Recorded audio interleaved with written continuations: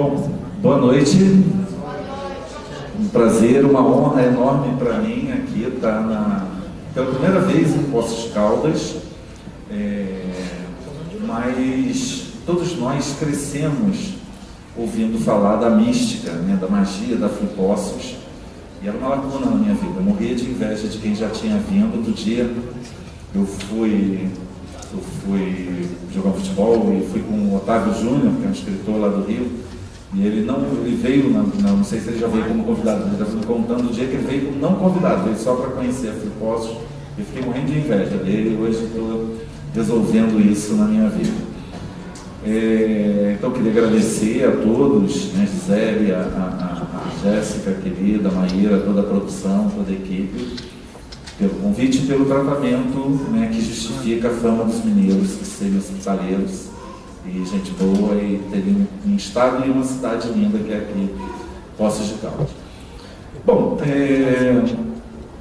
eu diria hoje, Jéssica, que a FLUP, ela meio que surgiu sozinha e usou a mim e ao Júlio para poder existir, né? Porque eu e Júlio, entre 2008 e 2011, 2010, 2011, a gente esteve à frente, junto com o Marcos Faustino, no primeiro momento, da Secretaria de Cultura de Nova Iguaçu.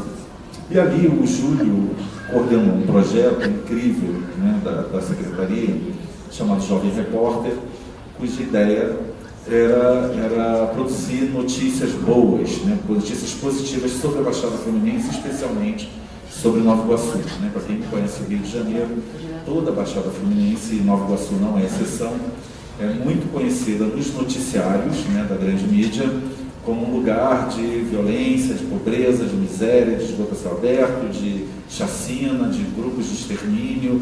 E todas essas notícias eram, né, um programa lá chamado Baixada Alguma Coisa, que passa num canal menor, que é Globo, mas um canal importante, e que sempre fala disso, de quantos morreram, de chacina não sei aonde, de vala a céu aberto em Caxias, de matança em Queimados e assim por diante. E a gente fez um projeto em que se tinha que produzir um texto e, portanto, produzir imaginário diferente sobre a cidade. Né?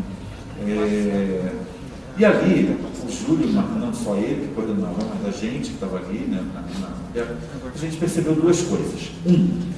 Que a despeito das pesquisas, eu não estou aqui negando pesquisa, estou só tentando problematizar uma questão sobre o Brasil, que diziam que as pessoas não liam, né, que o brasileiro não lê, especialmente o brasileiro pobre não tem acesso à literatura e ao livro.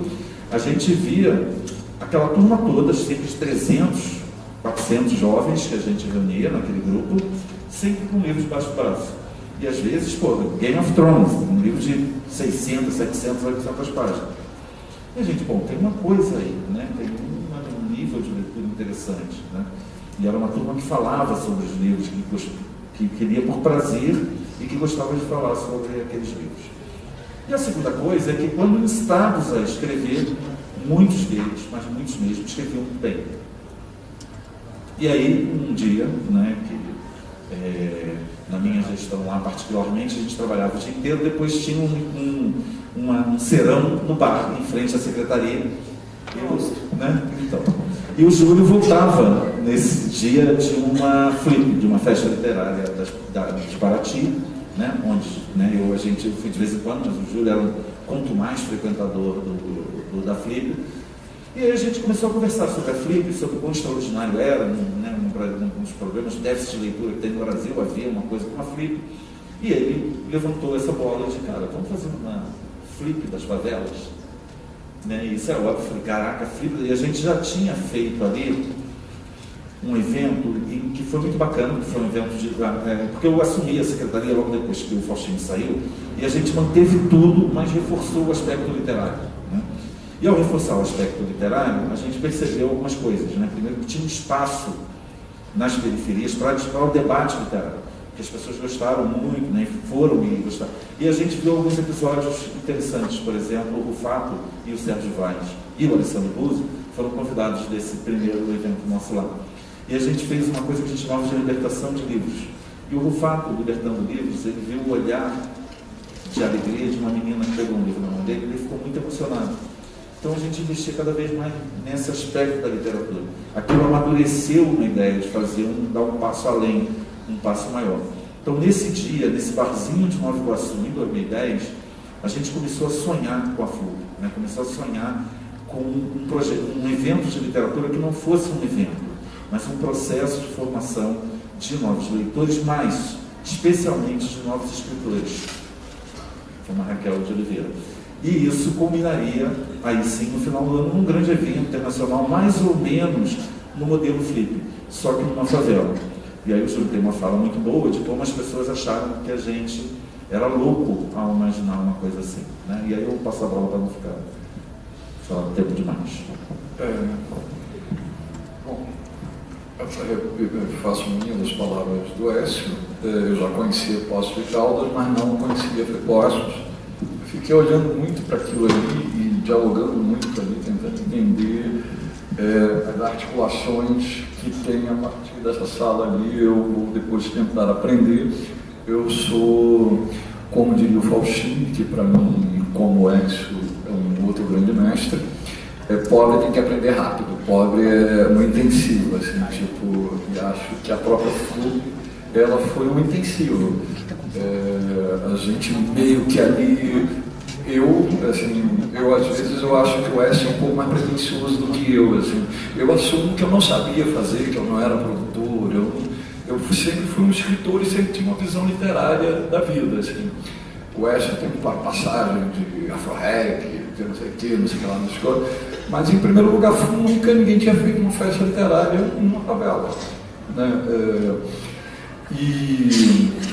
Então, mesmo se você for em Nova York fazer, em Harvard, você for não sei o quê, como é que se faz um festival literário numa favela? Cara, não existe isso, um how-to dessa brincadeira. Então, ou você vai inventar, ou você vai usar a sua criatividade, ou você não vai fazer. Ou você vai ousar, você vai se permitir errar, ou você vai se permitir fazer. Eu lembro aqui, o 2012, ele estava falando ali de 2010, etc. Mas houve um momento ali em 2012 que a gente não tinha dinheiro para a comida de um festival. Você tem uma hora em que o festival tem uma coisa muito concreta, que é, cara, o autor tem que comer, assim, tipo, tem que se hospedar. Isso você precisa de um dinheiro em caixa ali, que é o famoso caixinha de qualquer projeto cultural. E aquele caixinha, ele não existia, porque a gente conseguiu patrocínio num momento muito tardio, e quando ele saiu, não dava para pagar a tia que estava fazendo o almoço da equipe. Que uma equipe, eu imagino aqui que você deve ter 100 pessoas trabalhando, num festival literário você tem 100, 150 pessoas trabalhando, e essas pessoas comem. E como é que se diz? Comem, precisam de ônibus, etc. E, tal. E aquele dinheiro, eu lembro de um telefonema que o Écio deu para o Luiz Eduardo Soares. O Luiz Eduardo Soares tinha na poupança dele 20 mil reais. Eram 20 mil reais? Eram 20 mil reais. Eu pedi, você podia emprestar, a gente paga em 15 dias. E ele falou, olha, eu estou guardando esses 20 mil porque minha mãe vai operar e esses 20 mil é a anestesia dela. Então eu quero que você saiba que se eu não me pagar, minha mãe não vai operar e ela vai morrer.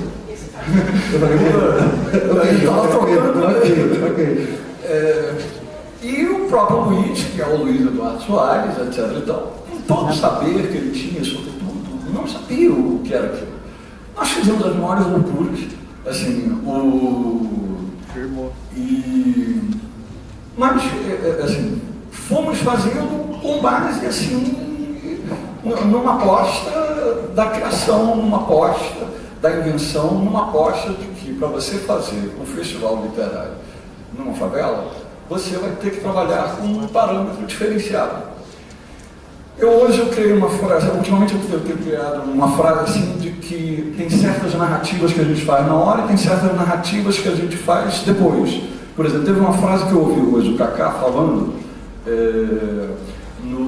sobre o quão, uma coisa meio funda, talvez até meio óbvia, mas assim, o quão o mundo tem bebido no saber indígena como uma potência, o quanto a cosmologia indígena pode salvar o mundo do ponto de vista ambiental, etc. E tal.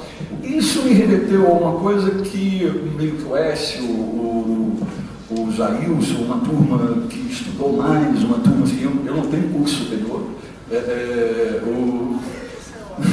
Mas, fundamentalmente, assim, tem um certo tipo de estudo que eu não tive. E eles sempre falaram da favela como potência. E hoje eu entendi, assim, quando estava-se um momento da mesa que se falou da África e se falou de uma potência negra, de uma potência de um saber africano, etc. E se falou de uma potência e de um saber indígenas que podem salvar o mundo, etc.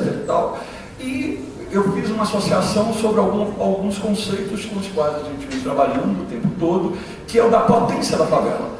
Ou de não enxergar a favela como um problema. Por exemplo, se você pegar o Jornal Nacional de ontem, tem uma favela como um lugar, a violência, não sei o quê, vamos ter que salvar, não sei o quê, vai se prostituir, vai virar bandido, vai não sei o quê, não sei o que lá. E a gente sempre trabalhou com a ideia de potência.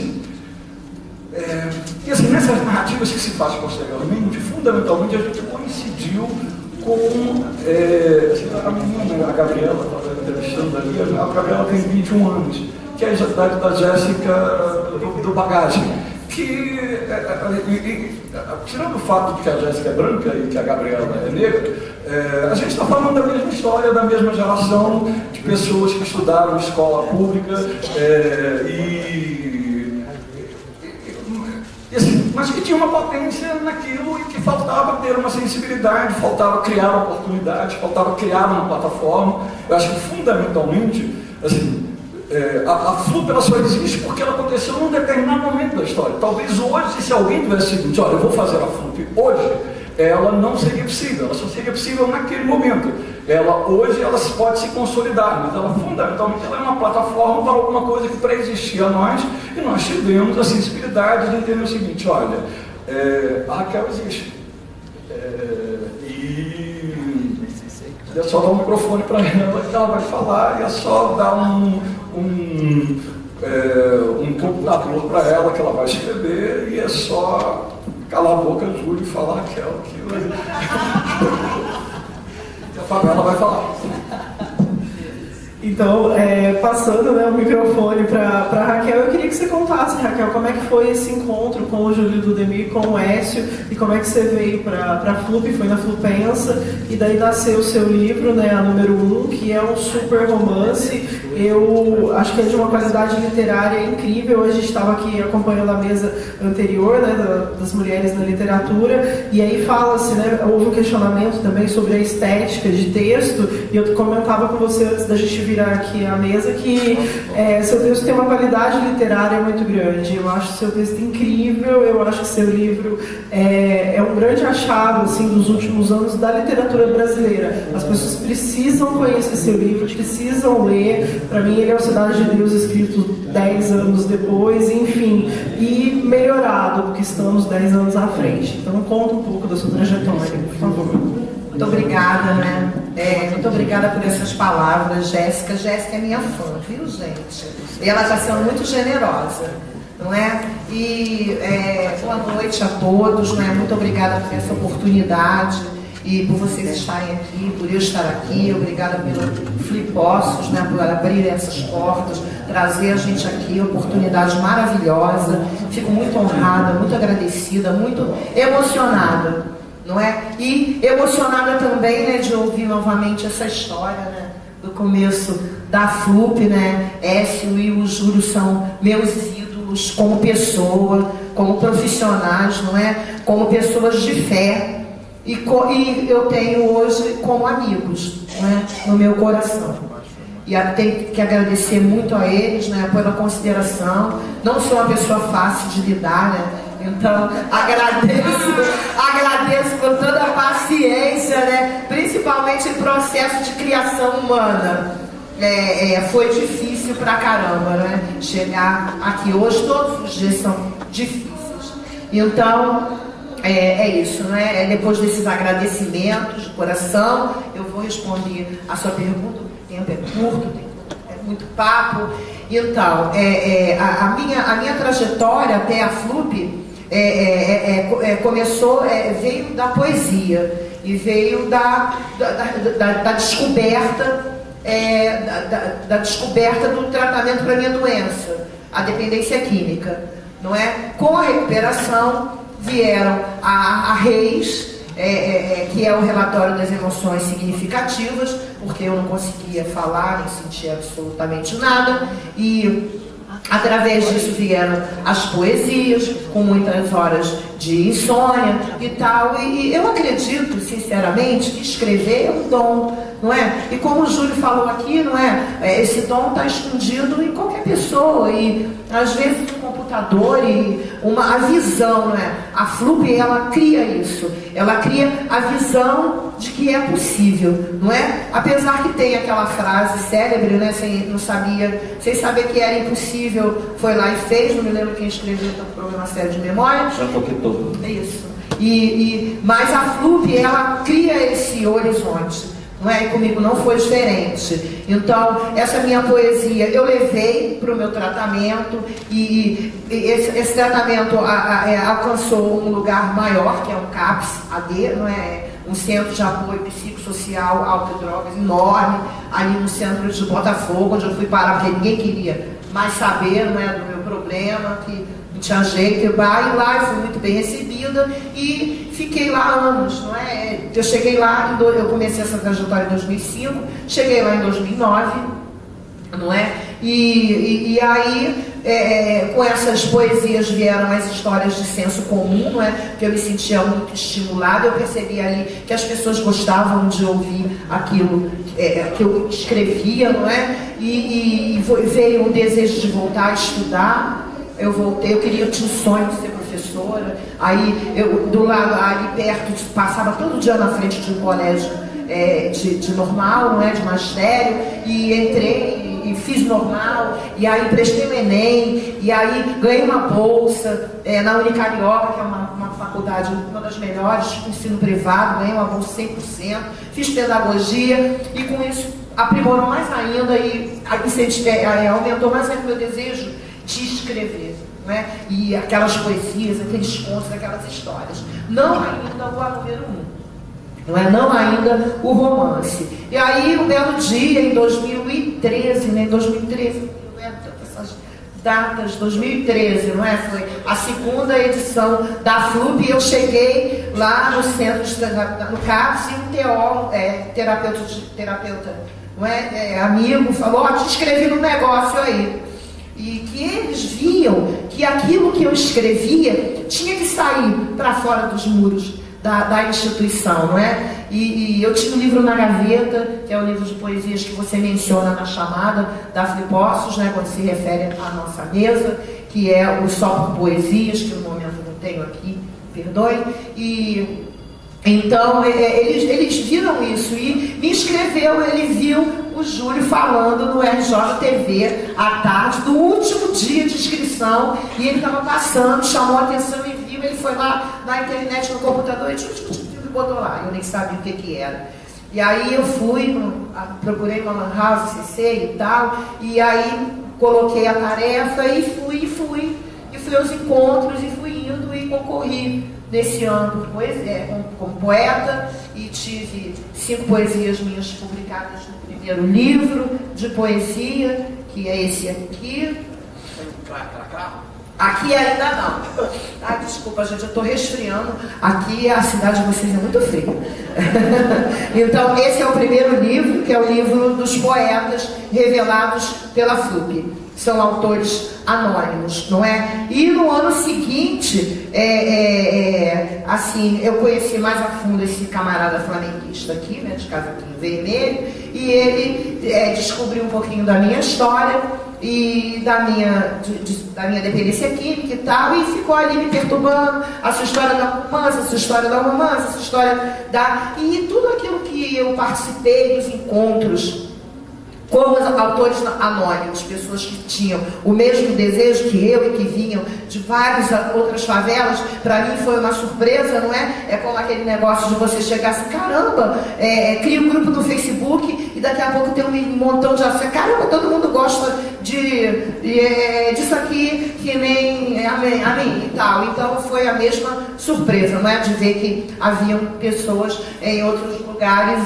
no alto dos morros, que também escreviam até muito mais que eu, há muito mais tempo. E aí, os autores consagrados, né? Sérgio Vaz, Marcelino Freire, Ana Paula Lisboa e outros tantos, eu tenho uma memória horrível para nome também, e aquilo ali eu achava de uma generosidade. A FLUP tem essa generosidade, tem essa humildade tão grande, né? Você vê, eu sou recebida aqui hoje como uma diva, como uma estrela, não é? Isso me emociona, né? E eu não vou chorar, vou estragar a maquiagem.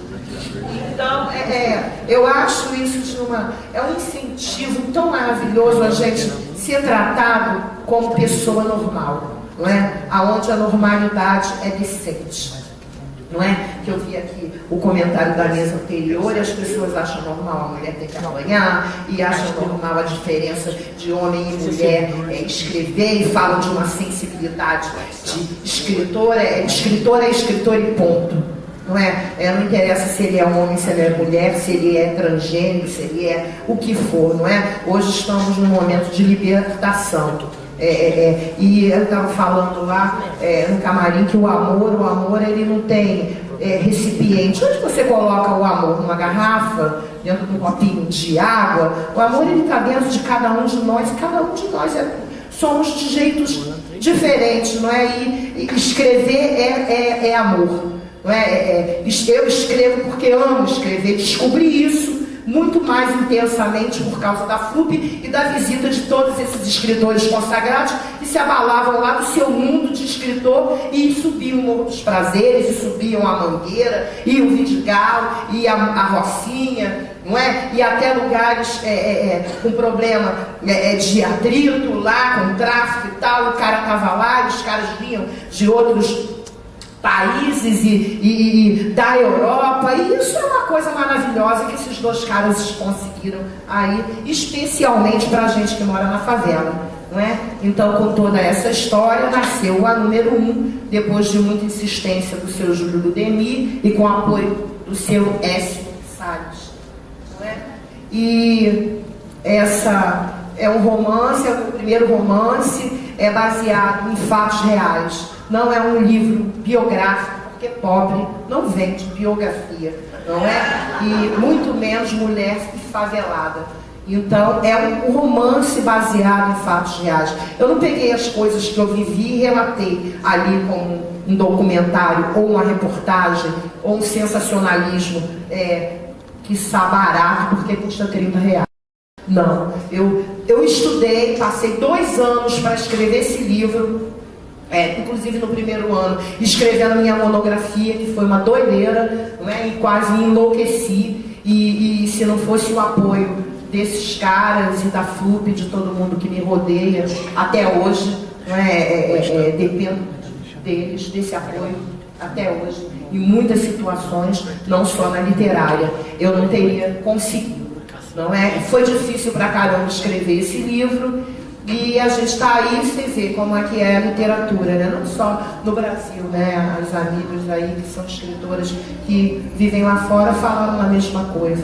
Ele está levando 2 anos para acontecer, não é? Foi lançado em 2014 na Bienal do Livro lá no Rio Centro, e 2015. E agora que eles estão escolhendo uns frutos assim bem importantes, não é? Eu fui muito feliz e quero agradecer as palavras da Jéssica, não é? É uma obra literária realmente, baseado num estilo literário que Mário de Andrade eternizou, que é o Conchinha de Retalhos, que me impressionou muito. Então eu me dediquei muito ao estudo das palavras, ao jogo de palavras desse estilo literário para construir esse livro, não é? Coloquei aí muitas lágrimas, suor, sangue, ai que horror, brincadeira, mas muitas lágrimas sim. Mas é uma obra literária de fato, não é? E é isso. Obrigada.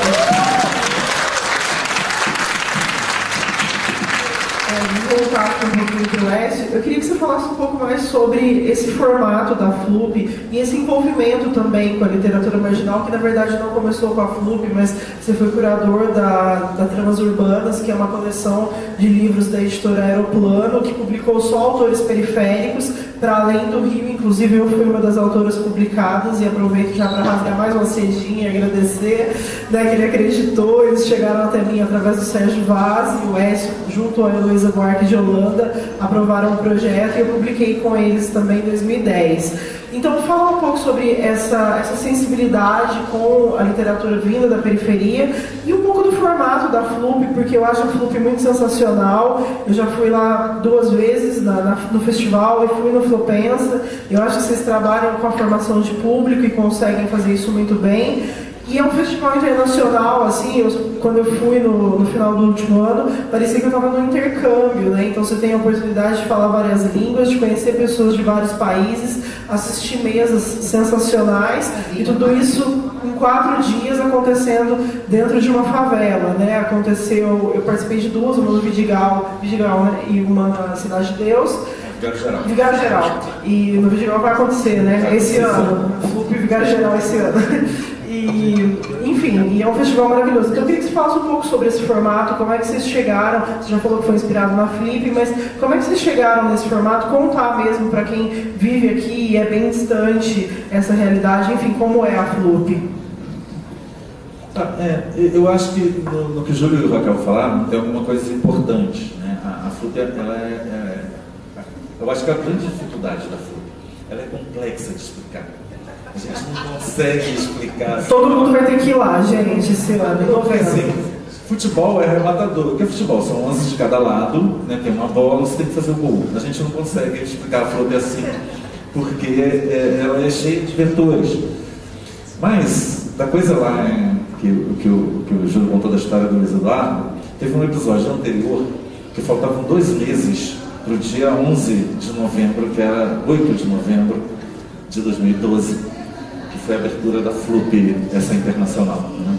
Porque a gente já tinha feito pequenos eventos desde o início. Então ela já começou grande, já começou internacional, o que quer dizer que ela também já começou cara. E a gente, eu e Júlio, 2 desconhecidos, né? A gente chegava nos lugares, e o Júlio tem um hábito que ele não abandona, e que é engraçado, porque ele super me incomoda, mas ao mesmo tempo dá certo, as pessoas gostam. Porque ele vai com a camisa do Flamengo, no DNS, cara, na Petrobras, assim.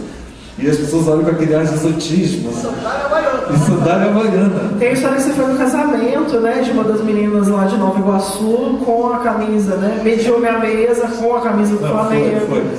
Aquele dia foi só para me provocar. Tinha jogo do Vasco naquele dia, ele foi só para me zoar.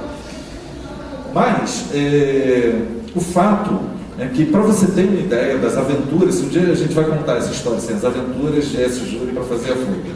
Uma delas foi um patrocinador querido que mora no nosso coração. Esse cara, ele é responsável pela FLUP existir, porque ele foi o primeiro a acreditar e botar um dinheiro nessa história. Para o cara de chinelo e camisa do Flamengo, e o outro cara que já tinha, né, recomeçando uma vida depois de sair da Flamengo e terminar o doutorado e tal, que era eu. A gente falando que a gente não ia aceitar, ele fez um corte de 75% no valor que a gente pediu, queria dar 25%. E a gente recusou, cara. E ele, mas como recusa? Vocês, não, vamos recusar porque não dá para fazer com 25%. Eu estaria mentindo para você, eu ia te entregar depois um relatório, eu ia botar esse dinheiro no bolso e não ia fazer. A história que eu estou prometendo de mudar a literatura, a gente não ia fazer. E nesse primeiro momento, o valor nem era tão alto. A gente pediu 250 mil, eu precisava de pelo menos 200 mil. Sem isso não era possível. E o cara respondeu para a gente, eu nunca esquecemos disso. 200 mil para um festival de literatura feito por 2 realizadores estreantes na favela, de literatura, nem fudendo. Aí eu falei, bom, então paciência, cara, dá esse dinheiro, 50 mil que você quer me dar, dá para outro, porque tem gente que faz com 50 mil, a gente não vai fazer. E ele falou, cara, dá uma chance, eu vou botar o pleito de vocês no comitê. Eu acho que tem 0,1% de chance disso passar.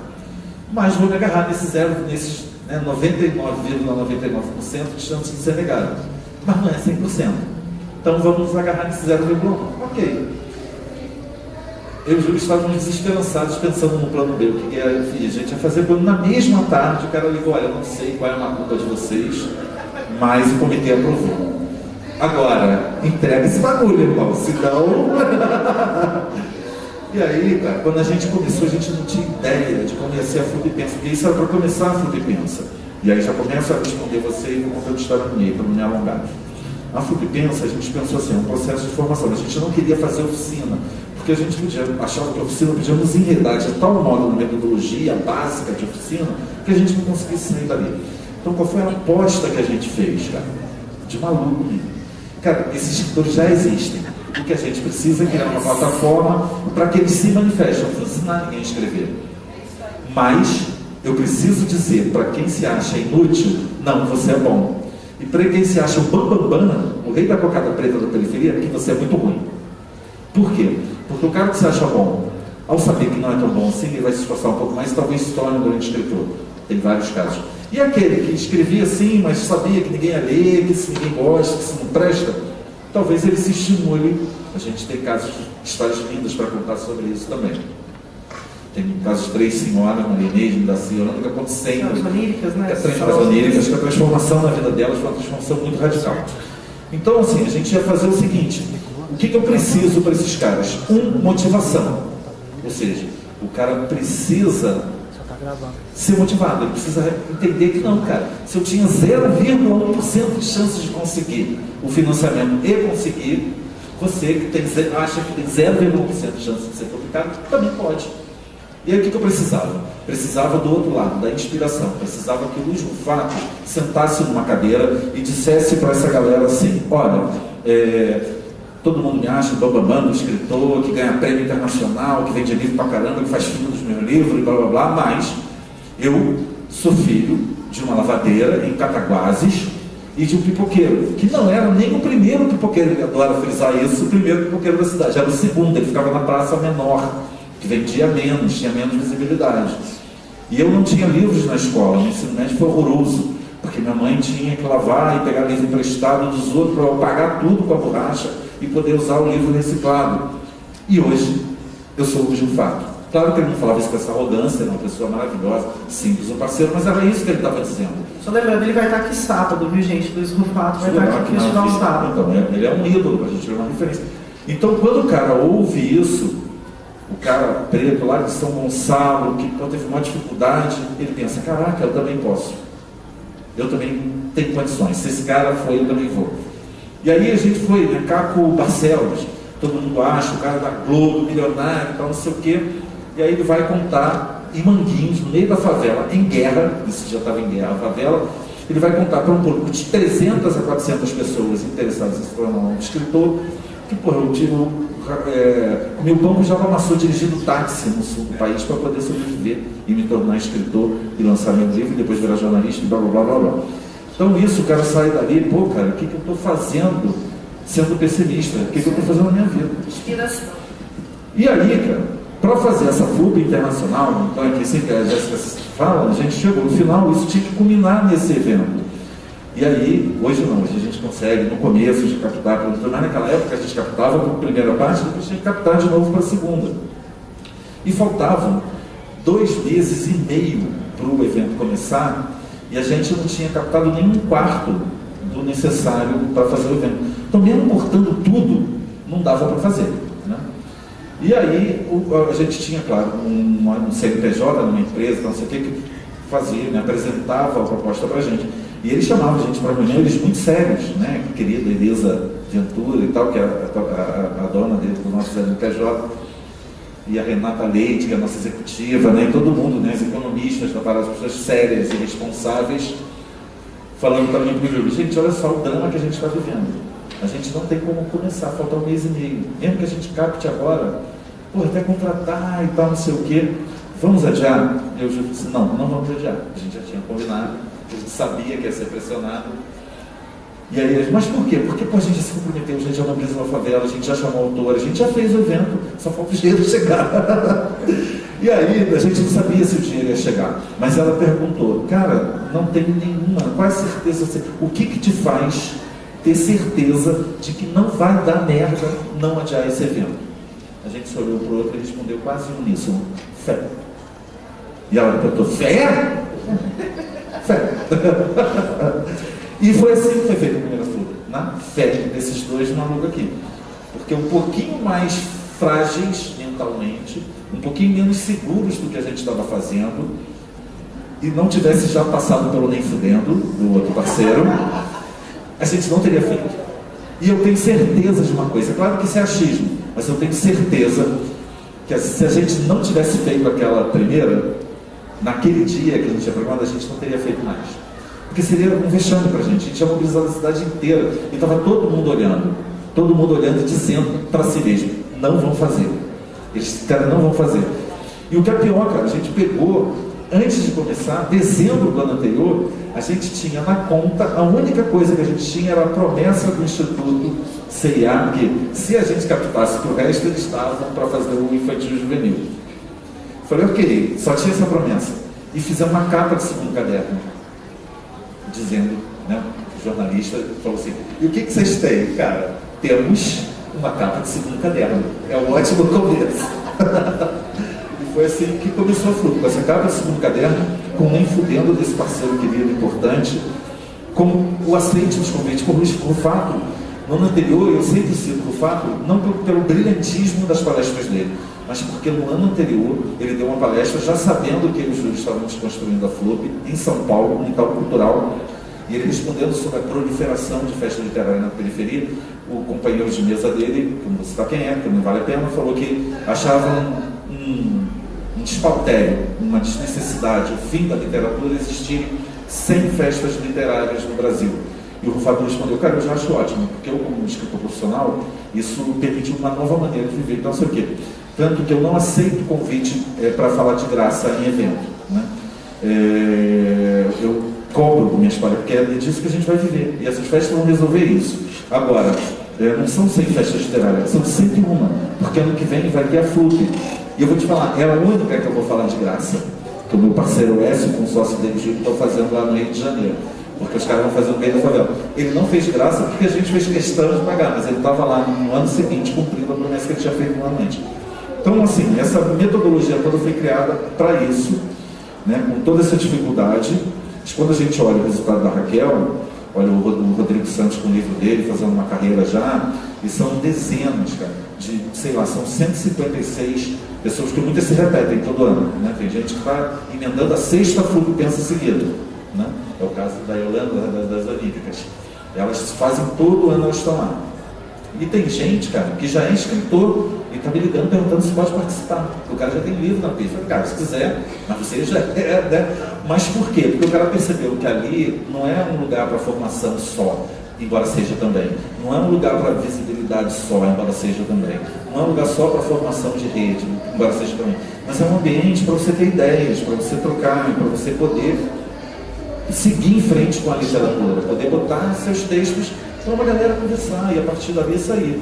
E tem uma coisa só para encerrar, que eu sei que eu estou me alongando, desculpa, eu queria ter feito um raciocínio mais curto, mas porque isso está na minha mente o tempo inteiro, né? Eu venho pensando ali, o que eu vou falar, cara, eu vendo as reportagens do que o Brasil, né? A Flup começou num país e está terminando em outro, né?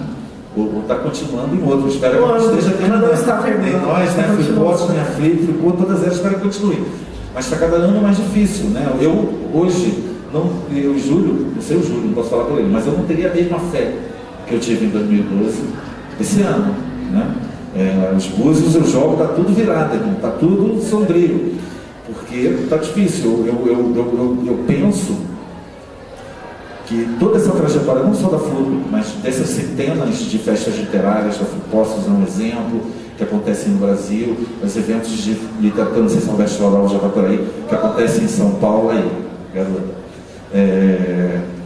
E aí a gente, a Roberta e toda uma cena de São Paulo, tudo isso surge num país, cara, que me lembra muito uma história que eu reli esse livro recentemente, pela preocupação que está, né, o momento que a gente está vivendo, social, político, econômico, né, que é o Brasil, e me parece que isso está cada vez mais acentuado. O Brasil sempre teve medo, o Brasil colonial, ele se pelava de medo de que o Brasil fosse um novo Haiti. Né? Para quem não acompanhou a história antiga do Haiti, o Haiti foi o único país que fez uma revolução negra e teve êxito. Né? né? Os negros tomaram o poder no Haiti, né? Governaram o Haiti muito tempo. Depois, claro, a conjuntura internacional, as guerras e a pressão econômica global ferrou tudo e virou um carcel. Mas o medo dos brasileiros não é que o Brasil, né, como na música do Caetano Veloso, virasse um Haiti porque ia ser muito pobre, ou muito violento, porque ia ter terremoto, ia destruir tudo, porque ia ter um Duvalier, ditador, sanguinário. Não era por esse motivo.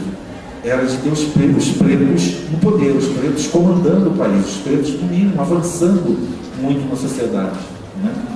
Nesse sentido, o Haiti do Caetano Veloso era duplamente profético, né?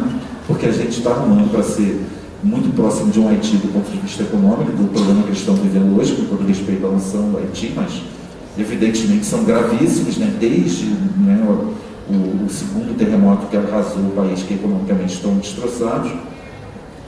Mas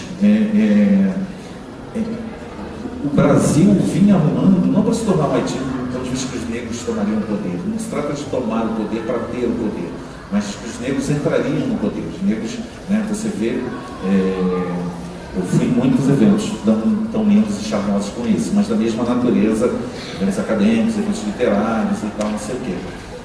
E eu, todas as vezes que ia nesses eventos, há coisa de 10 anos atrás para trás, né, eu já tenho 48, tenho uma historinha para contar, eu sempre dizia, olha, o problema que a gente tem no Brasil, a gente não tem negros nessa plateia. Era uma coisa que eu dizia com muita... Hoje eu não posso dizer isso.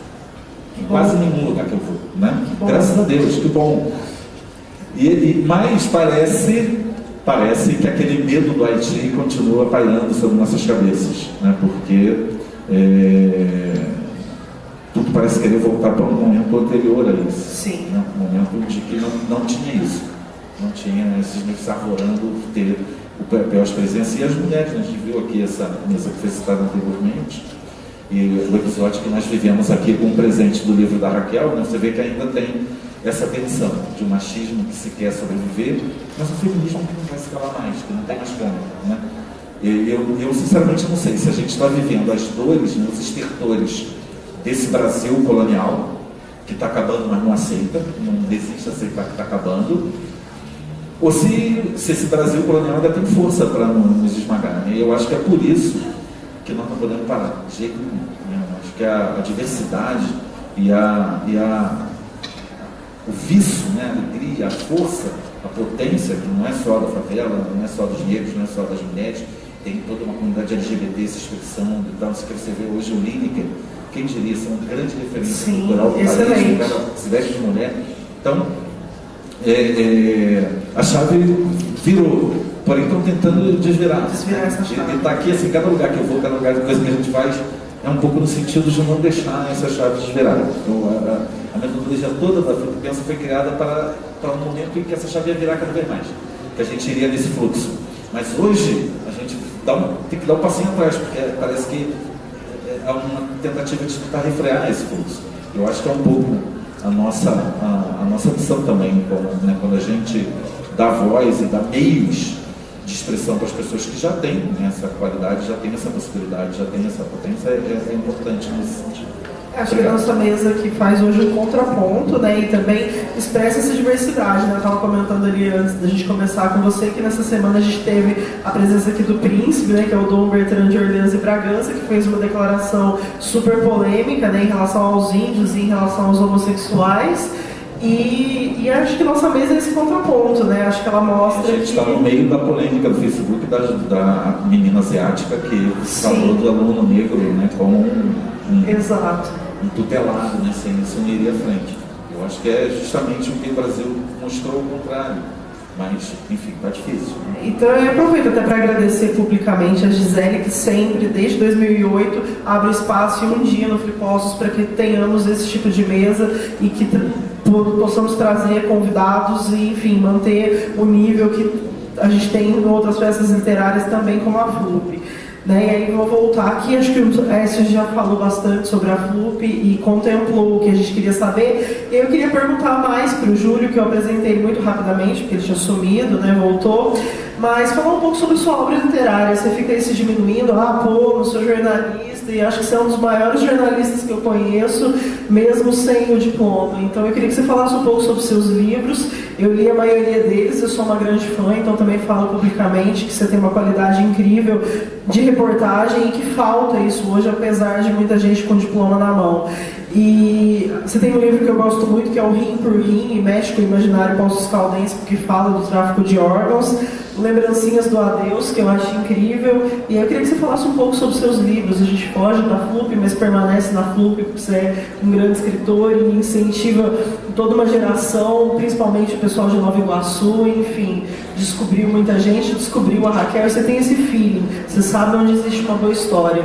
Mas antes de você responder, só um recado. A gente tem os livros da Raquel ali para vender e o livro do Rodrigo, que é o Macumba, que foi o que o Écio falou, que é um livro novo que a FLUP lançou recentemente e que está sendo um sucesso. Então tem ali na banquinha e na nossa próxima mesa também, daqui a pouco a gente vai ter os livros do pessoal para vender, só isso.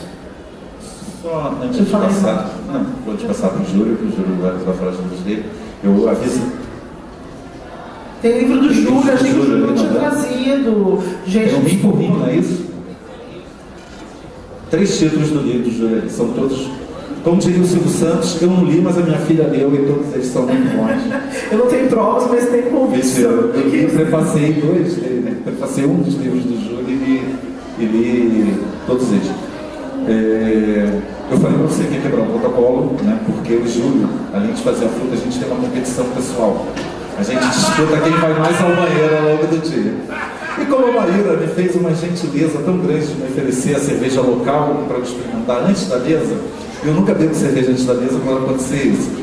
Mas enquanto o Júlio fala, eu vou dar uma fuga das galinhas aqui rapidinho para poder ir ao banheiro, tá? Vai lá, fica à vontade. O Écio é um cara, só contar uma história curtinha antes do Júlio responder. Eu estava na FLUP o ano passado e aí a produção veio me perguntar: Jéssica, você quer água ou cerveja na sua mesa? Eu falei: gente, mas como assim? Eu quero água, né? Não, porque o Écio já pediu uma cerveja para ele, gostaria que você acompanhasse ele na cerveja.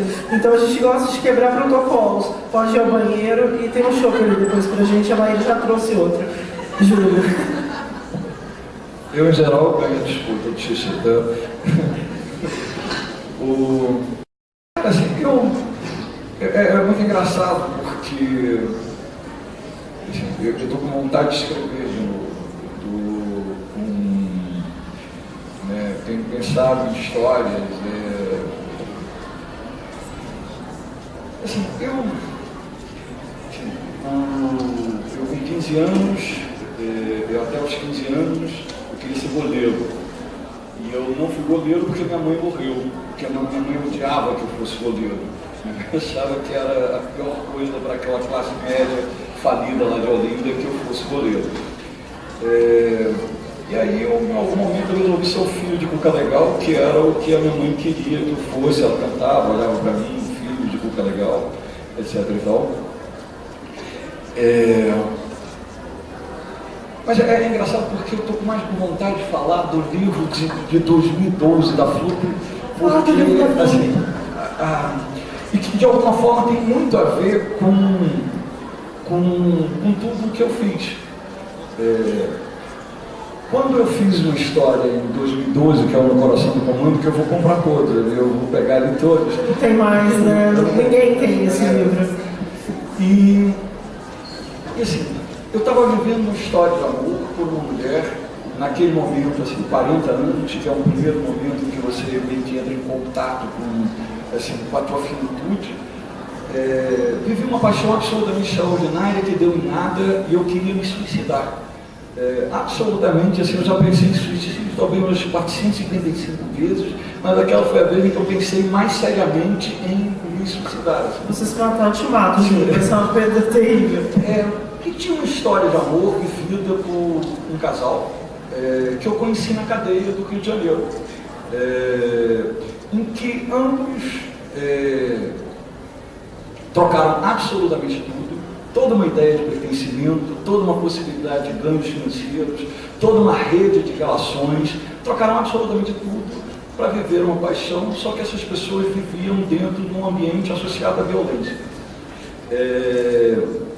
E assim, e quando eu fui escrever aquela história, porque eu estava fazendo uma enorme reflexão sobre a paixão. E eu escrevi aquele livro, assim, eu me levantei e disse: eu vou escrever.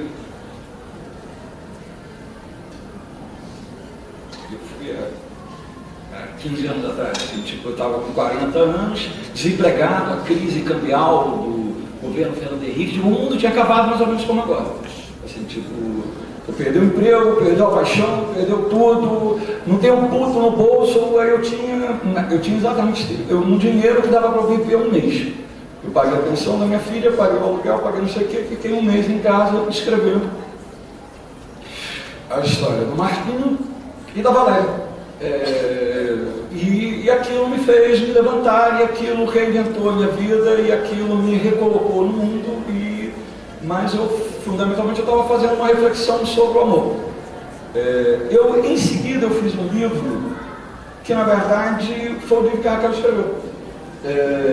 Assim, quando eu fui fazer o livro da Rocinha, e quando eu vi a história que a Raquel estava escrevendo, e quando eu vi diversas das histórias que essa turma estava escrevendo, que essa turma podia escrever, eu fui para diversas, por exemplo, assim, quando eu entrei na Rocinha para escrever o livro da Rocinha, sobre você está na Rocinha, havia o tempo inteiro uma discussão sobre o teu lugar de fala. Tem um cara que é muito qualificado, fez uma tese de doutorado absolutamente extraordinária, e ela é mais extraordinária porque a conclusão dele é o seguinte: você não tem o direito de escrever sobre a Rocinha. Porque a Rocinha tinha seus narradores, como a Raquel é uma prova disso. E eu, por mais que tenha sido um jornalista sagaz, um jornalista pernambucano, assim, um jornalista assim, tipo, eu parti para dentro, eu apurei, eu fui tentar escrever a história daquela comunidade, etc e tal, mas eu não tinha, por exemplo, uma coisa que a Luciana Vilas Boas, que foi muito parceira, minha editora naquele momento, ela disse: Júlio, procura uma história de amor dentro da favela, envolvendo o crime. E, cara, a história de amor envolvendo o crime dentro da favela foi escrita pela Raquel. Ela escreveu o livro que eu queria fazer, eu queria botar isso inclusive na orelha e não consegui fazer. Eu não, porque uma orelha você tem muitas limitações, mas fundamentalmente ela estava escrevendo alguma coisa que, pelo lugar de fala dela, ela viveu a história de amor, do crime.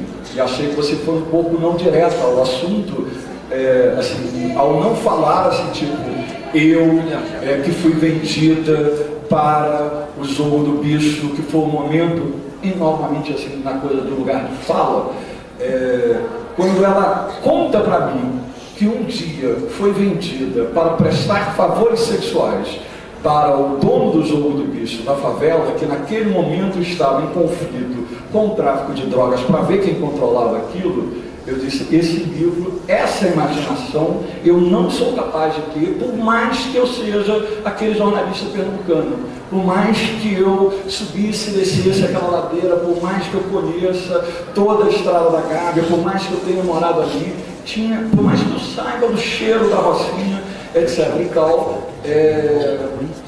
eu procurei aquela história. Uma coisa, inclusive, que me encantou muito, me seduziu, na verdade, não é? Transformar toda essa desgraça, não é? Todo esse sofrimento em uma coisa boa, não é? Ter a possibilidade de transcrever para o papel de uma maneira, conseguir suplantar e escrever, porque até então eu lembrava da minha vida, chorava lá minhas pitangas em fragmentos. Eu nunca consegui me olhar, não é? Por exemplo, você vai fazer uma autocrítica de você e vai se ver no espelho, você se olha de longe. Eu nunca consegui me olhar de longe e narrar a minha história para mim mesma. Porra, tu viveu isso, tu passou por isso, tu tá em pé aí, por que você tá em pé e tal e tal? Da maneira que eu consegui escrever esse livro. Não eu sinto um carinho muito grande, né? Eu leio ainda ele, né? Apesar de lá nas revisões, que foram 1.500.000, que eu falei, que saco cheio desse livro, mas hoje eu li um capítulo e ontem eu li, eu ainda choro, então isso me tirou de um desconforto muito grande, me colocou num lugar muito confortável. Deixa eu dialogar aqui um pouco com ela, só claro. Um pouco por favor. O Misha fez um livro extraordinário sobre a Rocinha, que é o Dono do Morro. Mas ele, ainda que com todo aquele background de jornalista britânico, etc. e tal, e que tenha tido acesso, tenha tido fontes, tenha feito uma apuração extraordinária para contar a história do NEM, e um pouco da história do tráfico, ele não tem uma coisa que eu acho que tem, por exemplo, naquele primeiro capítulo ali do livro dela, que é um negócio scorsesiano, tipo, tem um preto e branco, que, cara, quem viveu quem estava naquele tiroteio, quem tentou correr, fugir no momento em que o tráfico de drogas fica acéfalo, no momento, então tem que ter uma série de coisas que eu posso até teorizar e que às vezes eu acho que eu entendo mais do que ela do ponto de vista cerebral, mas tem uma coisa que do ponto de vista da vivência, sentimento, da emoção, né? Isso é muito legal. Transformar aquilo que eu senti naquele momento em palavras, para que o outro também entenda, não é? Porque é uma história vivida no tráfico de drogas, é um assunto polêmico, é um assunto delicado, não é? Eu sempre me vejo em cima de um muro, numa linha tênue entre apologia e fato real, não é? Mas são pessoas, não é? Eu vivi isso, não é? E transformar em obra literária, não fazer um relatório, como Nietzsche fez da história do outro, não é? Transformar num romance pulsante, como você escreveu tão maravilhosamente, que eu gostaria até de ler ali a orelha, não é? Você escreveu maravilhosamente isso. Eu só me dei conta disso, que eu consegui escrever uma coisa que poucas pessoas sobreviveram a uma história como essa, ou na guerra, ou em outro qualquer lugar, não necessariamente no tráfico de drogas, sobreviveram para contar, né? Pelo lado do tráfico, não existe bandido aposentado, não é? E eu só me dei conta disso depois do livro já materializado, editado pela Casa da Palavra, prontinho na livraria, vendendo, sabe? A minha ficha caiu, por exemplo, foi uma mulher que escreveu isso, não é? Hoje a gente está vivendo essa crise, a mulher do feminismo. Hoje o feminismo é uma bandeira feminina, porque hoje a gente sabe onde está indo, que algum tempo atrás, quando começou, a coisa se confundia muito com dores e conflitos e revolta e sutiã e toma pílula, quer ter filho. Não é isso, não é isso. Hoje a gente sabe que a gente luta por respeito, a gente quer dignidade, a gente quer ser vista com o mesmo potencial de qualquer um, como indígena, como negro, como qualquer outra pessoa que mereceu por algum tempo, recebeu os olhares inferiores de outro ser humano igual, não é? Então, entendi. Então, de dentro, lá de dentro, uma mulher, não é? No mundo completamente dominado por homens, principalmente na década de 80 até 90 e pouco, como é a história desse livro, não é? Um mundo dominado por homens, foi uma crueza. Eu confio muito isso a Deus, não é? Eu acredito muito que ninguém conseguiria viver aquilo ali. Foi como vocês, naquele momento de criação da FLUP, né? Foi um momento único e eu te agradeço, não é? Pela sua insistência. Eu fui muito feliz em transformar toda essa miséria pessoal que passou por vários momentos políticos, inclusive de potência, sistema político dentro de uma favela, que passou da mão do tráfico de drogas do jogo de bicho para o tráfico de drogas. Quero dizer a vocês que esse livro hoje está dentro da UFRJ, defendendo uma tese de mestrado, está dentro da UERJ, defendendo um doutorado, não é? E tem uma outra aí também, no curso de letras, de comunicação, no curso de psicologia, não é? Tem um aspecto histórico que marca uma fase do Rio de Janeiro, com seus hábitos, costumes, e tem muitas faces. Eu fui muito feliz, né? Eu agradeço muito por ter tido a oportunidade de relatar essa miséria toda de uma forma tão especial e única e feliz pra cacete. Obrigada. Então, dê um trechinho pra gente. Obrigada. Isso, claro. Eu tirei um pouco assim, da coisa dos meus fantasmas do armário, e eu fui ali no Marquinho, na Valéria, eu fui ali há 15 anos atrás, e eu quase não sustentei a emoção aqui. E quando eu começo a ver o modo como ela lidou com os fantasmas do armário, e bota tudo aquilo ali no livro, e ter sobrevivido àquilo. Sim. E até era porque era uma... Eu também sou dependente químico, e foi exatamente por ser dependente químico em recuperação que eu olhei assim e disse, cara, eu morei na Rocinha, eu sei o que é ser dependente químico, mas qual que é ser dependente químico na Rocinha? Significa assim, qual foi o seu contato com a boca? E aí quando ela começou a contar, tinha toda essa história. Mas, como é que se diz? Quando ela, no meio da madrugada, entende, ligava, eu não estou suportando. Eu sou um cara de trato duro, tenho uma mão pesada, assim. Às vezes meio que tratava assim, deixa de frescura, vai trabalhar. Eu entendi o quanto aqueles fantasmas, entende, ao saírem do armário, assim, o quanto não era frescura, entende? Aquele telefonema no meio da madrugada, assim, tipo, eu não bancaria, eu teria recaído, entende? Posso falar uma coisa?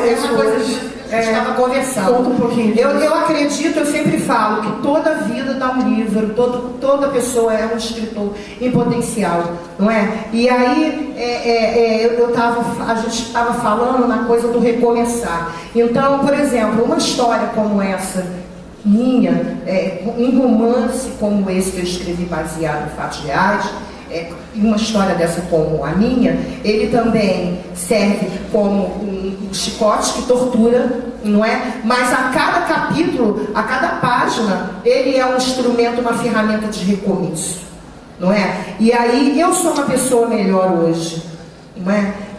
Foi muito difícil escrever esse livro. O Júlio é testemunha, é companheiro, liguei para ele nas madrugadas. Para mim ultrapassar as 10 primeiras páginas desse livro, eu recaí, não é? Saí no morro em busca daquele amor que a ferramenta principal desse livro é uma história de amor, né? Uma história de amor de duas pessoas que se conheceram em crianças, né? E se encontraram naquele momento ali tão, conhecendo a palavra, tão filho da puta, né? Aquele momento ali tão estigmatizante, tão massacrante, não é? Então, foi difícil passar essas 10 páginas. Esse cara me ajudou. Eu ligava desesperada. Ele, porra, não me liga drogada, me liga antes de usar e tal. E eu queria desesperadamente me agarrar em alguma coisa que me fizesse continuar. Porque se uma coisa me manteve viva até hoje, é a questão de insistir, né? De insistir. Não, eu vou terminar essa coisa que me deram para fazer aqui. Eu vou até o fim. Porque muitas vezes isso depende da minha vida, não é? E eu muito cedo descobri que eu queria morrer daquele jeito, sabe? Também sou suicida, não é? Já tentei várias vezes, não consegui, mas daquele jeito eu não queria morrer, só porque o outro queria que eu morresse daquele jeito. Olha como eu sou teimosa. Eu não queria morrer daquele jeito ali. Eu quero escolher, não é? E muito pequena, e hoje eu percebo que isso é a luta que todo ser humano tem dentro de si mesmo para recomeçar, para tentar, para insistir, para se afirmar, não para o outro, para si mesmo, o que já é tão difícil. Então, depois dessas 10 primeiras páginas, eu consegui, porque a cada linha escrita ali, eu olhava e via, porra, se eu passei por essa miséria toda, andei nessa lama toda, não é? Eu tinha 6 anos, eu tinha 9 anos, por que agora eu com 40 e tantos na cara, não vou aguentar, vou ter um chilique e vou cair? Não vou cair, não é? Alguma coisa me quer viva e eu vou continuar. Então é isso. Obrigada. É muito assim, né? É história para um seminário. Só lembrando, Raquel, eu queria pedir que você lesse um trechinho do livro e só dar um recado. Em seguida, o pessoal vai autografar os livros e a gente vai ter uma outra mesa também de literatura marginal com as mulheres e também com a nossa escritora moçambicana, Paulina Chiziane, que está no evento na comitiva de moçambicanos. E depois vai ter uma festa ali fora, vai ter um show de rap com o Delau, que é um MC de São Paulo, e aí também estão todos convidados. Então hoje a gente vai se alongar e pode alongar essa conversa também, tomando um show ali na Kombi ali fora. Mas Raquel, por favor, se você puder ler em seguida, eu vou abrir três perguntas. Lê o texto. Porque as pessoas vão comprar o livro e vão ler a orelha de qualquer maneira. Ele lê a orelha, ele não quer deixar, então o livro está ali, quem quiser dar uma olhadinha. Eu vou ler aqui alguma coisa dentro do livro, não vou me alongar muito, porque o tempo é curto. Que começa assim, que eu já tinha até separado. Por quê? O que esse bandido quer comigo? Pensava curiosa.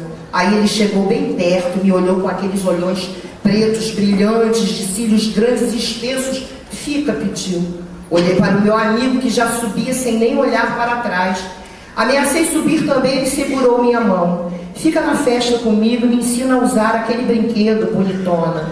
Disse com cara de safado, sorrindo. Mando te levar em casa mais tarde, completou. Ele estava tão próximo que podia beijá-lo. E foi então que eu reconheci. Neivaldo, é você, cabra?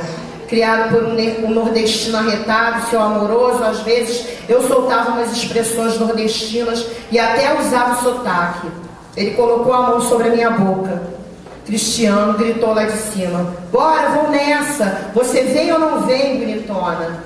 Minha hesitação era tão evidente que ele respondeu por mim. Ela vai ficar. Depois eu mando alguém levar em casa, de carro. Pode ir sem susto. Tá tranquilo. A bonitona vai ficar comigo na festa.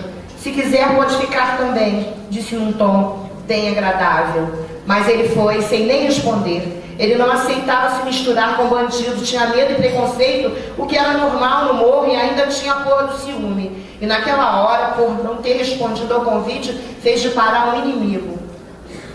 E eu ali parada, no meio da rua, naquele escuro, com aquele homem armado de fuzil, sua mão cobrindo levemente a minha boca. Olhei por cima dos ombros dele e vi que estávamos sozinhos. Lá de baixo, um grupo de soldados vigiavam. Acima de nós também haviam vigias. A Rua 2 era perigosa, a polícia invadia e trocava tiros, só para atrapalhar as vendas, sempre querendo mais arrego. Também era um lugar de morte. Havia o banco dos réus, onde os vacilões sentavam, enquanto esperavam a sentença que era cobrada ali mesmo. Havia surras, castigos cruéis e a sentença máxima, a morte. Vi muitas execuções ali no tempo que se seguiu. Só isso. Muito obrigada.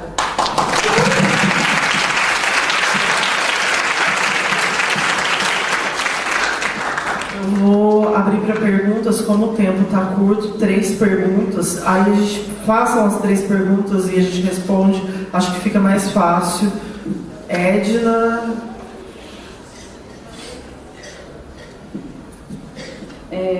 Boa noite a todos. É um prazer ver, né, essa mesa composta por vocês, que faz da gente acreditar que a nossa luta não é em vão, né? Porque nós também queremos trabalhar na periferia.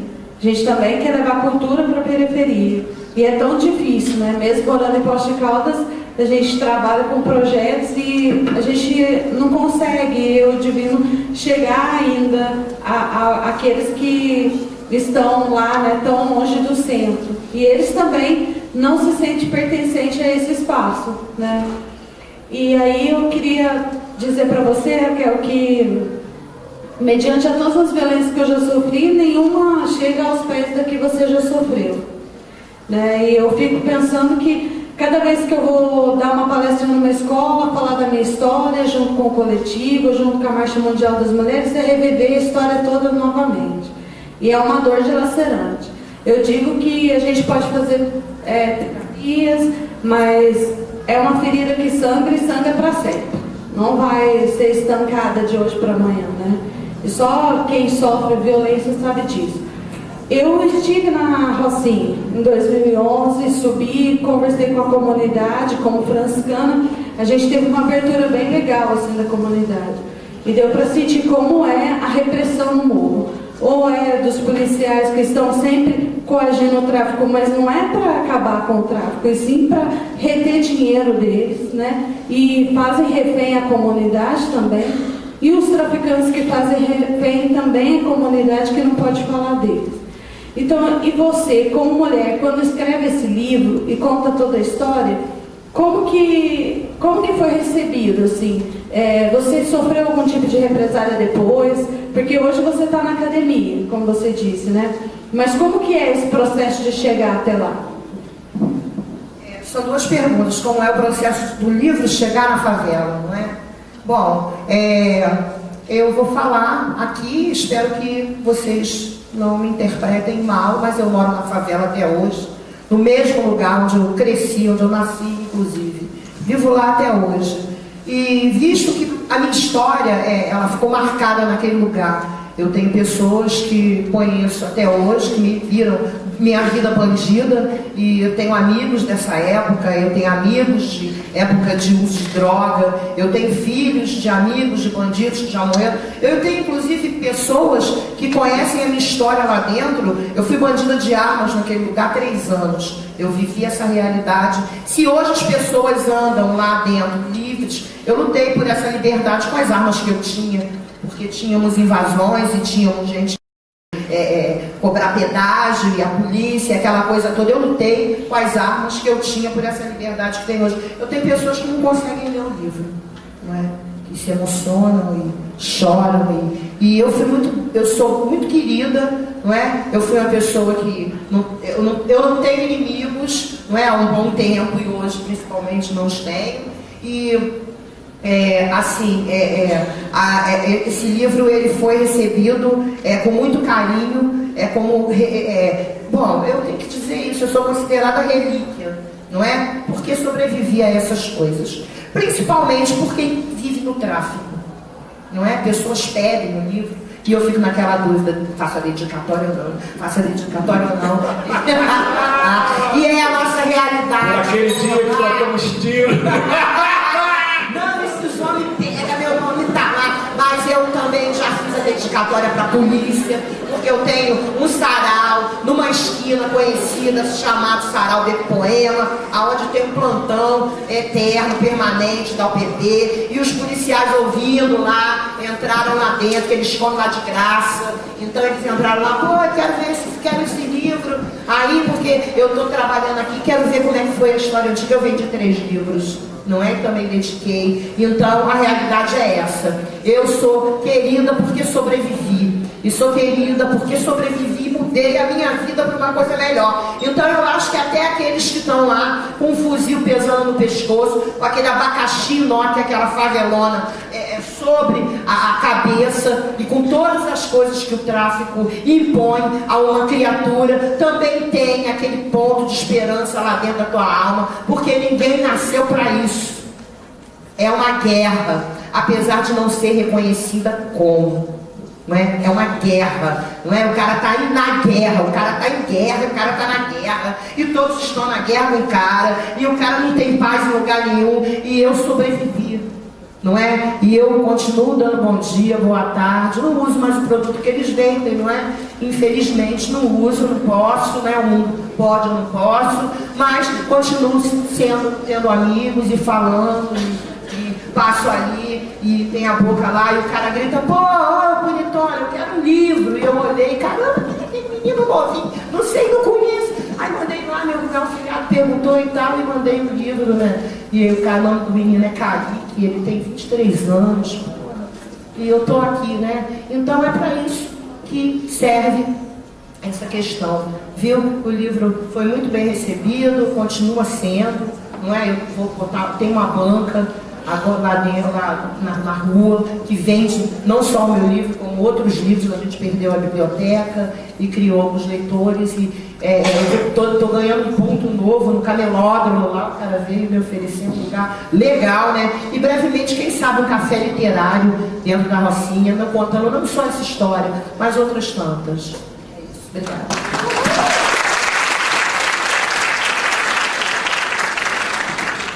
Temos mais perguntas? Primeiramente, boa noite. Meu nome é Fábio, queria agradecer a presença de vocês aí. E eu sou aqui da cidade de Poços de Caldas, participo do movimento hip hop aqui, o rap. Então, como eu venho de uma comunidade pop, porque aqui não tem periferia, aqui a gente se identifica como quebrada. Porque se for numa periferia do Rio de Janeiro e São Paulo, você vê que é totalmente diferente. Quanto à estrutura das casas, né? E pelo motivo que é lá. Então, o crime lá realmente é forte demais, a gente vê isso. Mas eu também venho de um passado que sobrevive a isso. Felizmente, todo lugar existe crime, todo lugar existe violência, todo lugar existe descriminalização, assim como existe talento também. Então, na forma como você usou teu passado para escrever o que você escreveu nesse livro aí, repor tudo que você viveu, tua vivência, como se diz, a gente também, da cultura aqui, usa isso na nossa canção, que é a experiência de vida que a gente leva. Infelizmente, no ano passado, eu perdi 2 amigos pelo fato de crime, violência. Então, para vocês, normalmente, era normal ver isso aí todos os dias, ainda mais vocês que vêm de periferia. E eu queria perguntar, como que é você viver realmente num lugar desse, onde as pessoas não te enxergam? É muito raro enxergar seu talento, para você querer viver desse sonho, querer realizar teu sonho e fazer ele se tornar realidade. Mas no meio ali do seu caminho, a gente recebe muita pedrada. E como você fez para revidar todas as pedras que você recebeu, para você chegar onde você está e ver as críticas que você tinha no passado? O que eu faço com isso hoje, não é isso? Então, é assim, eu creio mesmo, gente, do fundo do coração, que a pessoa que sobrevive, viu, Fábio, a uma história qualquer, todo crime é violento em todo lugar. Viver um crime, ele não é só violento, em volta, ali fora do cidadão, não. A vida no tráfico de droga, na guerra, na violência armada, ela também é interna. Ela vem de dentro para fora da pessoa. Você não se blinda só com fuzil aqui, não. Você cria uma carapaça lá dentro para poder viver sobre aquelas leis que geralmente não são tão humanas, nem bonitinhas, nem cheias de mimimi. Quantas vezes a gente tem que fazer limpa do coração para ir lá, porra, e fazer uma coisa que o chefe está mandando, que a posição que você ocupa naquela hierarquia te obriga a fazer, porque senão quem vai é você, não é? Isso é uma violência, você tem que criar essa violência dentro de você e botar ela para fora, não é? Então eu acredito que a pessoa que sobrevive a isso, meu amigo, ela tem um despertar espiritual. É por isso que são tão poucos. Você acabou de falar que perdeu seus amigos, tu tá aí, cara. Como é que pode? Você tá blindado dos caras, não? O que é isso? Que mão é essa? E se você tem essa coisa que você sobreviveu, você tem uma responsabilidade, ao menos com você mesmo, de ser um pouco melhor. Porra, como é que pode eu sobreviver àquilo? Eu, com a recuperação, com os centros de convivência e com toda essa caminhada que eu caminho desde 2005, eu aprendi a levar isso para os outros. E eu também vi, não é arrogância minha, nem querer ser melhor do que ninguém, não. Eu vi na minha cara, chorei muitas vezes. E choro até hoje. Eu choro, hoje você pode chorar, eu também posso chorar, não é? De ver que, pô, só de eu estar vivo ali contando o que aconteceu comigo, o cara não vai usar droga hoje, gente. Hoje o cara não vai pra Cracolândia, sabe? Hoje eu pego um amigo, a menina vem lá de dentro do centro de recuperação de Vila Serena, ver uma palestra da FLUP, igual a gente teve, não é? E aí é isso que acontece. E é uma luta árdua pra caramba. Eu tô vendendo livro numa banquinha. Eu agora não sou escritora, não. Eu sou a camelô. Eu vendo meu livro em todo lugar, não é? Eu tô dentro do ônibus, dentro da van. Eu vou de porta em porta de amigos de 30 anos. Pô, você não comprou meu livro? E muitas vezes eu não vendo, não, sabe, Fábio? Eu dou. Porque o cara não vale nada. Não vale nada. Às vezes eu tenho vergonha de estar oferecendo o livro. Agora, se fosse uma outra coisa, teria aquele prazer, aquele valor de dar orgulho de você vender. Eu fui vendedora muitas vezes, não é? Que eu não fui só traficante, não, eu trabalhei depois disso aqui. E eu vendi, eu sou boa em venda. Então é isso que eu faço hoje, viu? Eu boto a cara. Ó, escrevi esse livro aqui. E tem gente que não gosta, não. Tem gente que... Outro dia eu passei, uma pessoa do meu passado estava com a cara cheia, bebendo assim, e falou assim, oi, qual é cheia de crime? Só que eu virei para trás e falei, mas antes eu fiz uma pesquisa, todos eles já prescreveram. Não é? Eu fiz essa pesquisa antes de dar entrevista lá para o Fantástico.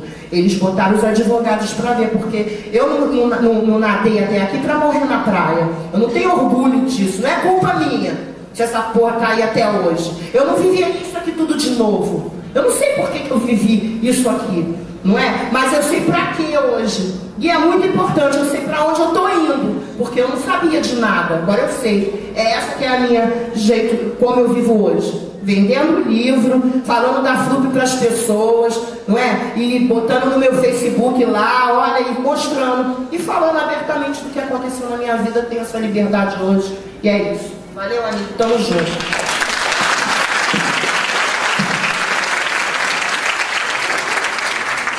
A última pergunta, então, e aí a gente vai para outra mesa, que a gente está com o horário apertado.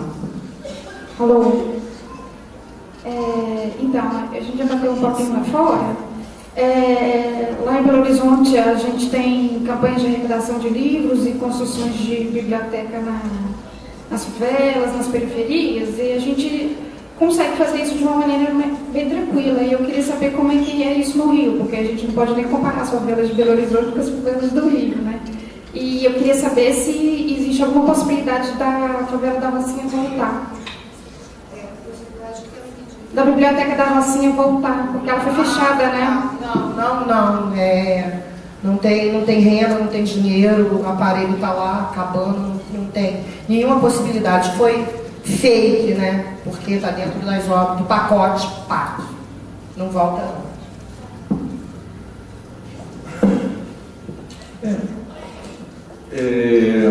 Sobre o livro, né, sobre o seu projeto, que é muito bonito, a gente tem, desde o começo, né, eu falei que um dos vetores de indução da FLUP, antes de ela existir, foi um projeto nosso no Nova Iguaçu que a gente chamava de livro livre, e a gente não usava a expressão doar, a gente estava a libertar, a ideia era libertar um livro para o outro. Desde que ele tivesse o compromisso de também libertar seus livros para quando acabasse de ler, ou mesmo quando desistisse de ler, né? E na FLUP, algumas das cenas mais fantásticas, né? Porque também tem uma coisa que aconteceu no Brasil, né, sobre leitura. Eu uma vez, um pouquinho antes da primeira FLUP, a gente estava descendo no Morro dos Prazeres e um menino me pediu 10 centavos. Eu falei para ele, eu te dou R$1 se você me falar do último livro que você leu. Eu devia ter uns 8, 9 anos. Né? Ele falou, cara, eu nunca li nenhum livro, então perdi R$1. Eu falei, cara, quantos anos você tem? Tenho 8, eu acho. Né? Eu falei, 8 anos, você nunca leu nenhum livro? Não. Eu falei, cara, não é possível, você está jogando fora a chance de ganhar R$1. Você não quer ganhar R$1? Não, eu quero, mas eu nunca li nenhum livro. Eu falei, tem certeza, cara? Tua professora não deu, sei lá, o Guarani para você ler na escola? Isso sim. Falei, você leu? Li. Pô, como é que você não leu nenhum livro, cara? Pô, livro de escola vale? Então, tem uma coisa assim, né? Talvez, nas pesquisas que se fazem sobre isso, perguntam, você já leu algum livro? Não. Mas, por outro lado, as pessoas não entendem mais a leitura obrigatória de escola como leitura, né? É um processo burocrático para passar de ano e tal. E, curiosamente, muitas vezes as pessoas gostam dos livros, né? Não é que não gostam do livro, é porque encarou como uma obrigação. E eu tenho duas coisas a dizer sobre isso. Primeiro, não é ruim que seja uma obrigação, é até importante. Porque a nossa ideia, que é uma ideia nossa, todos nós queremos aqui, não estou contra isso. Mas ler por prazer é legal. Mas temos que admitir uma coisa: nem todo mundo vai ler por prazer. Né? Para algumas pessoas a gente tem que admitir isso. Por mais que ler para mim tenha sido importante, seja até sagrado, mas imagina no mundo circense, em que dar salto mortal seja muito importante. O cara queira que eu tenha um salto mortal por prazer. Cara, eu não vou ter prazer nenhum. Eu se eu tiver que fazer por obrigação, vou me quebrar todo. Mas não é uma coisa, talvez algumas pessoas não tenham que ter, mas a obrigação ela tem. Por quê? Porque tem algumas questões do processo cognitivo dos seres humanos para o qual ler é fundamental. Sem isso, você vai fazer. Então, sim, cara, vai ter um momento na sua vida que você vai ter que ler por obrigação. Mas a leitura por prazer, ela tem que estar colocada. E se ela é por prazer, ela não pode ser imposta. Eu não tenho que achar um moleque idiota porque não lê, eu não gosto de ler fora da escola, né? Até porque muitos desses moleques leem, por exemplo, encarte de CD de rap. Se você pegar a memória do menino desses para cantar capítulo 4, versículo 3, que é uma música dos Racionais, que tem 106 versos e dura mais ou menos 10 minutos, né? É impressionante. E ele leu aquilo ali, né? Então ele tem leitura, né? Essa meninada que troca zap para todo quanto é lado, ok, eles inventaram uma outra língua, mas eles leem nessa outra língua o tempo inteiro, né? E essa outra língua é muito parecida com o português, é comunicável, né? Isso é importante. É importante. E nós acreditamos que um povo que é capaz de inventar uma nova língua, ele está muito equipado para aprender o português. E aí o que a gente faz? A gente desacraliza o livro. Como não é, por exemplo, no livro livre, a gente fazia questão de fazer uma etiquetinha colorida que a gente botava na capa do livro. Só para dizer para o cara, você ganhou esse livro, não esquece disso. Então não fica aprendendo, usando ele para escorar a mesa ali, para não ficar. Tá? Liberta ele para outra pessoa. Mas muita gente chegava para mim, você vai botar um adesivo na capa do livro, né? Vai manchar o livro. Mas o que tem? Né? Eu não vou tirar a história, eu não vou humilhar o livro, não vou rebaixar a sua condição de objeto de transmissão do saber do mundo ocidental contemporâneo. Eu vou só colocar um adesivo. Você coloca adesivo. E aí a gente, desde sempre, a gente faz experiências. Ano passado e ano retrasado, a gente libertou 20 mil livros de uma maneira muito bacana. Tinha uma turma da universidade que ficava ali tomando conta, mas a ideia não era restringir. Então qualquer pessoa podia entrar ali e pegar o livro que quisesse levar para casa. Isso gerou, né, e eu achava que assim, cara, isso aí vai ser uma luta, né, até isso aí acabar. Mas você sabe que a gente achou tanto, e a gente subestimou tanto o desejo de leitura dos pobres, que na Babilônia, no ano passado, a gente usou esses 20 mil livros como parte da nossa cenografia. Então a entrada da FLUP de 2015 na Babilônia era linda, era um murão enorme de livros, que a gente achava que ia durar pelo menos até sexta-feira. O evento começou na terça, a gente achava que até, eram 20 mil livros, que até ali sexta, sábado, ainda tinha bastante livro para ser... Não, assim, durou 3 dias, algum livro para pegar, mas o muro subiu no mesmo dia, não tinha mais muro no mesmo dia. No dia seguinte só tinha uns 2 mil livros ali que estavam, porque aquela estética do livro na mão, das crianças andando para cima e para baixo com livros, que era uma coisa que todo mundo falou. Todo repórter que me entrevistou perguntou, e a Jéssica Rabino, e fulano de tal, e um escritor tal, e essas crianças todas andando com livro na favela, isso é normal aqui? E eu respondi, porque tem que ser. Entendeu? Por que não era normal antes? Porque antes não tinha acesso, né? Eu nem acho que todo mundo diz, o livro é caro no Brasil, eu não acho.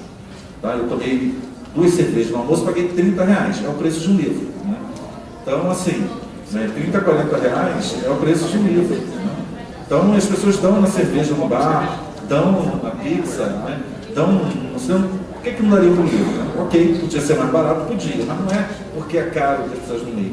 Porque a gente criou uma relação de inacessibilidade ao livro.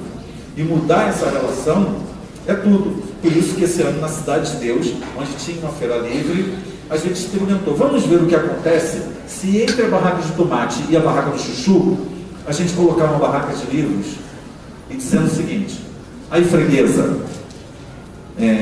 se quiser pode levar um livro para casa, não tem custo, é só escolher e levar.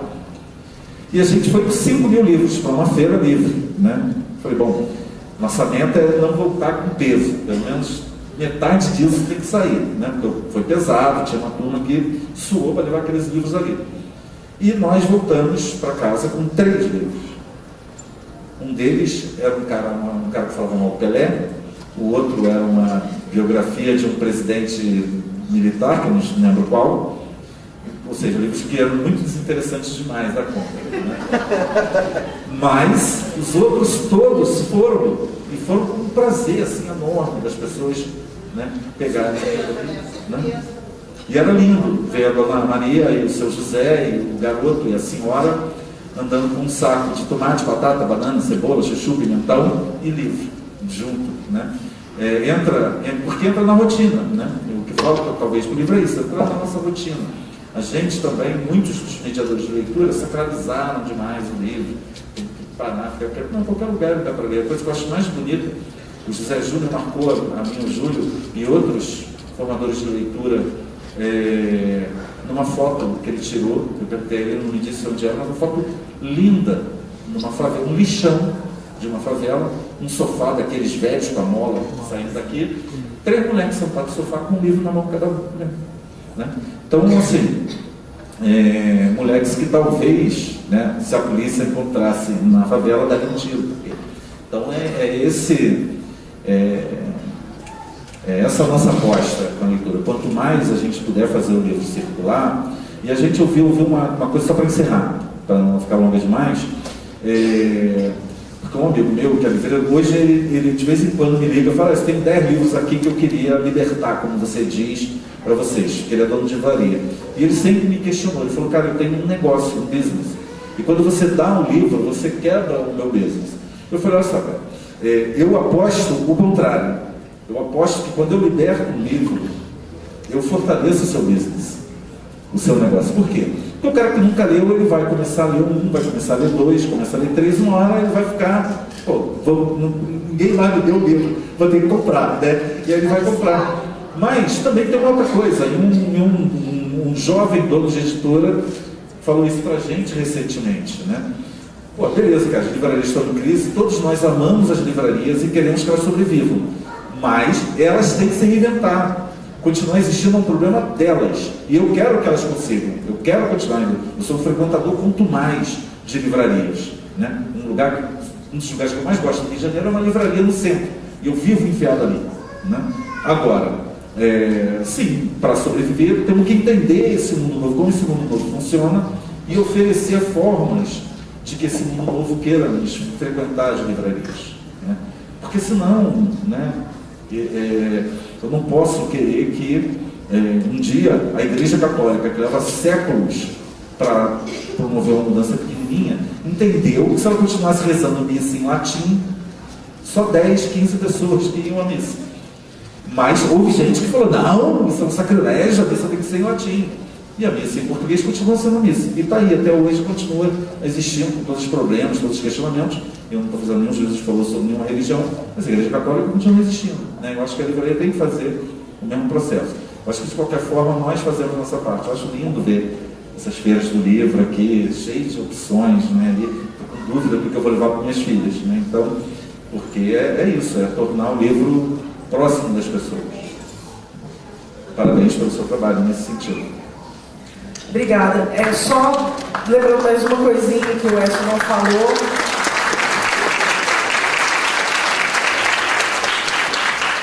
Ele tem um livro incrível para quem gosta de rap e de hip hop, que é o Poesia Revoltada, e é uma leitura obrigatória, então para quem gosta, acho que ele não trouxe, mas é possível. Mas não está vendo aqui, esgotou lá no esgotou. Mas acho que é possível comprar virtualmente. Mas já que você abriu a oportunidade, só para esclarecer, o livro da Raquel é incrível. O livro da Raquel vai virar um filme, também já está sendo roteirizado, e vai virar um filme. Mas compre um livro para comparar. Não vão ver o filme e deixar de ver o livro. Porque a frase que eu mais gosto de falar é: o livro era melhor que o filme. Né? Adoro. Mas, além disso, a gente tem 4 títulos de um selo, que publicou 4 romances.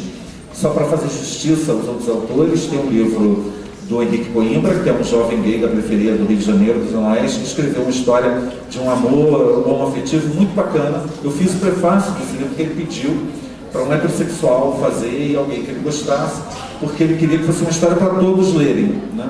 Mas é uma história de amor homoafetivo. E o Júlio Peckley, né, charado Júlio, um querido nosso que infelizmente nos deixou ano retrasado, ele escreveu uma história de zumbis na Cidade de Deus, que é sensacional. A Raquel, que tem esse livro incrível, que é já é um livro marcante. E o último título, o último lançamento nosso, tem alguns aqui ainda, que a gente já esgotou a primeira tiragem, que é o livro do Rodrigo Santos, que é Afropenseiro, e que é o Macumba. O título refere a uma história, na verdade é um romance policial, não é uma história religiosa, embora a religião apareça como pano de fundo, porque é um detetive evangélico que vai investigar mortes que acontecem em terreiros de candomblé. Já de mão para quem espera algum discurso, juízo de valor sobre uma religião ou outra, não há isso. Há uma desconstrução do preconceito com relação às religiosidades afro-brasileiras, mas não há nenhum demérito de qualquer outra religião. E o detetive, nessa busca por desvendar os assassinatos, ele também vai fazer uma jornada pessoal, que também é uma jornada afetiva, mas não vai nem mudar de religião, você tem uma ideia no final do mundo. Ele vai só entender melhor a diversidade do mundo. E é um romance instigante. Você fica querendo muito saber como é que ele vai resolver o problema ali no final. E eu gostaria de encerrar uma coisa maravilhosa que a Raquel falou no começo dela, né? Porque ela falou assim, alguns escritores consagrados, Luiz Bufato, Marcelino Freire, Ana Paula Lisboa, isso é maravilhoso. Porque Ana Paula Lisboa, 5 anos antes, em 2012, ela era uma garota ali, jovenzinha negra da Maré, escrevendo seus primeiros textos na Flor de Pensa. E hoje ela é colunista do Globo e é publicitésia. Para tudo quanto é evento que você vê de mulheres negras no país, hoje ela está lá como uma referência importante. Isso é muito bacana, não é? Então é isso. Obrigado. Obrigado, Jéssica. Obrigado. Obrigada, gente. Obrigado.